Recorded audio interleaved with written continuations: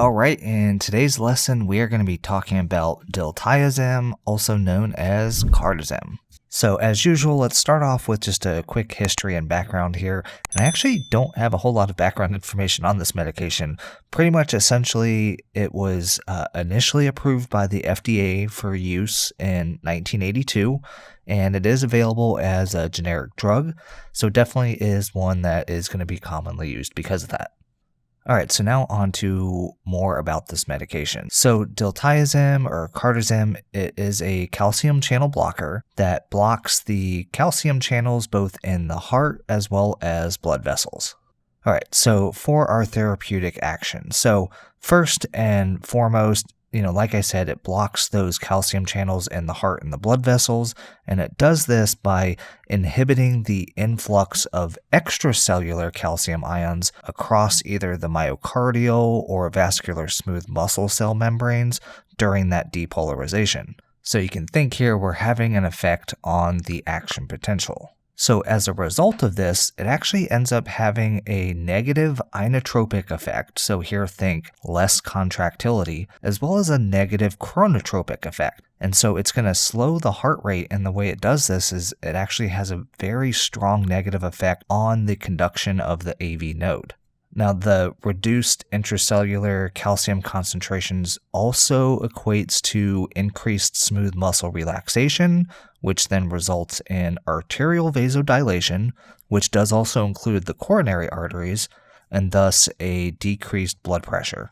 So all that said, though, Cardizem does have a stronger effect on the cardiac calcium channels as opposed to the vascular ones. So this is going to kind of be opposite of something like nicardipine or Cardene, which also is a calcium channel blocker, but that one is actually almost primarily selective for vascular smooth muscle. So that said, Cardene does potentially have an effect on blood pressure, but its primary use is going to be related to those cardiac effects. So since we're talking about that, let's talk about some of the indications that we have.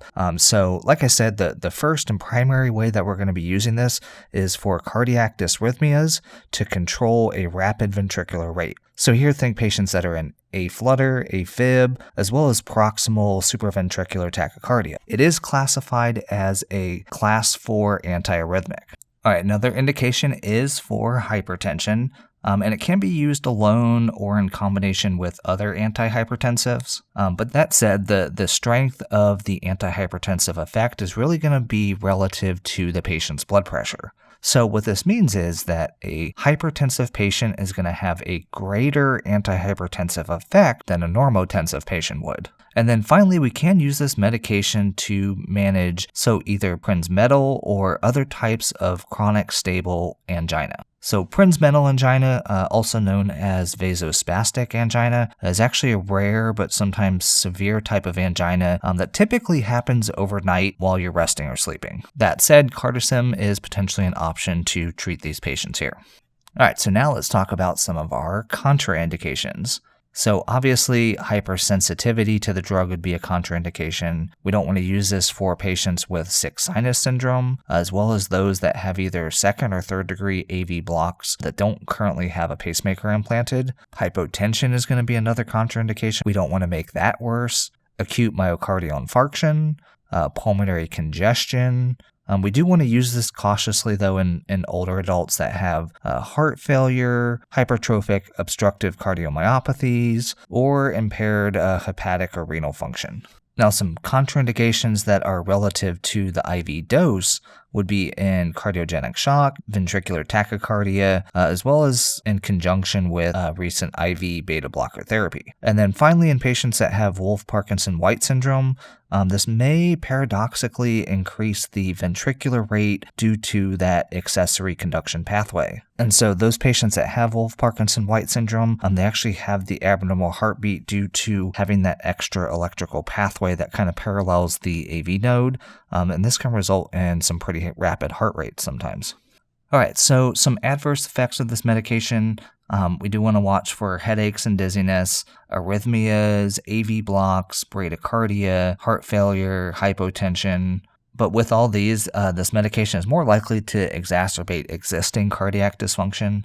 Nausea and constipation are other potential adverse effects. And it may also cause a chronic rash in elderly patients, but this is also similar for other calcium channel blockers as well. All right, so on to our common concentrations that we're going to see this medication in. When we're giving this IV push, typically we're going to find this in 5 milligrams per ml, and this is often available in either 5, 10, or 25 ml vials. These do not need diluting before we give them. When it comes to a continuous infusion, we're typically going to find this in 125 milligrams and 125 mLs of either D5 water or D5 half NS. Now for our common dosing, so we do have PO dosing. That is potentially something that you'll have patients on and you'll be giving this medication.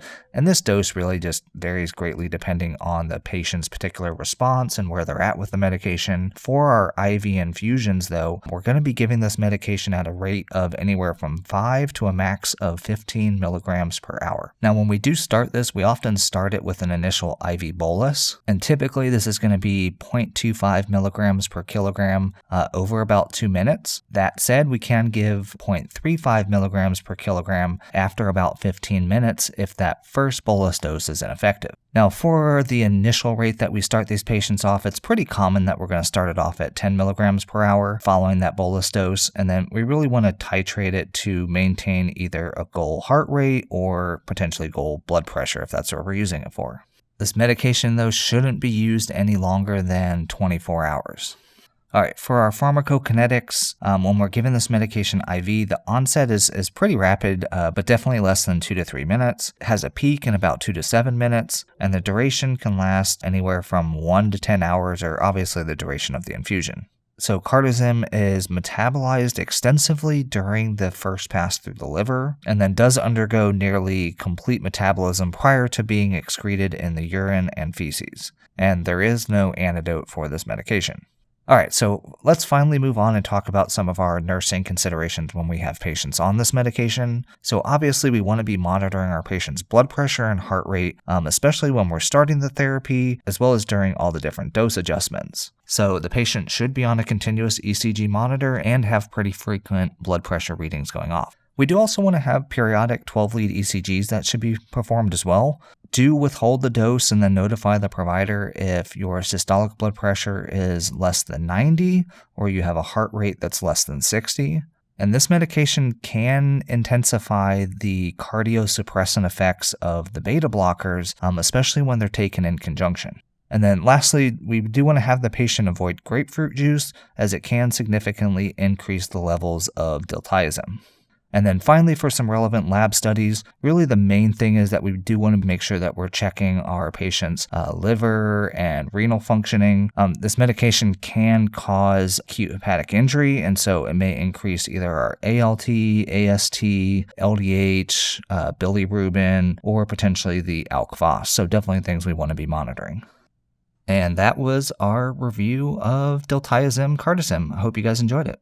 So I hope that you guys found this information useful. If you did, please leave me a like on the video down below. It really helps YouTube know to show this video to other people out there, as well as leave me a comment down below. I love reading the comments that you guys leave, and I try to respond to as many people as I can. Make sure you subscribe to this channel if you haven't already, and a special shout out to the awesome YouTube and Patreon members out there. The support that you're willing to show me and this channel is truly appreciated, so thank you guys so very much. If you'd be interested in showing additional support for this channel, you can find links to both the YouTube and Patreon membership down below. Head on over there and check out some of the perks that you guys get for doing just that, as well as check out some of the links to other nursing gear, as well as some awesome t-shirt designs I have down there as well. Make sure you guys stay tuned for the next lesson that I release. Otherwise, in the meantime, here's a couple awesome lessons I'm going to link to right here. As always, thank you guys so much for watching. Have a great day.